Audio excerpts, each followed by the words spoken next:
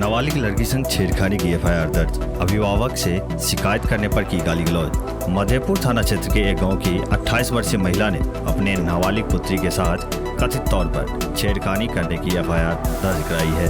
दर्ज प्राथमिकी में गांव के कुछ मनचले युवकों द्वारा बच्ची को रास्ते में घेरकर अभद्रता करने तथा गलत इशारा करने का आरोप लगाया गया है।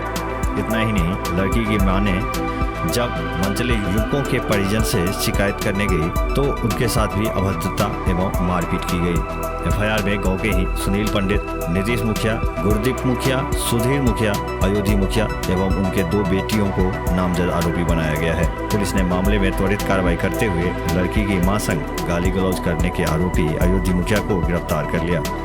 थाना अध्यक्ष हरिकिशोर यादव ने बताया कि धराए आरोपी अयोधी मुखिया को शुक्रवार को न्यायिक हिरासत में भेज दिया गया है। वहीं मधेपुर थाना क्षेत्र के पचही गांव में 2 लीटर देसी चुलाई शराब संग पुलिस ने एक धंधेबाज को गिरफ्तार किया। धराया शराब धंधेबाज पचही गांव का ही दिलीप मुखिया बताया गया है। यह कार्रवाई पीएसआई अमित कुमार चौरसिया ने पुलिस कर्मियों के सहयोग से की। थानाध्यक्ष हरिकिशोर यादव ने बताया कि इस संबंध में एफआईआर दर्ज कर गिरफ्तार दिलीप मुखिया को शुक्रवार को न्यायिक हिरासत में भेज दिया गया है।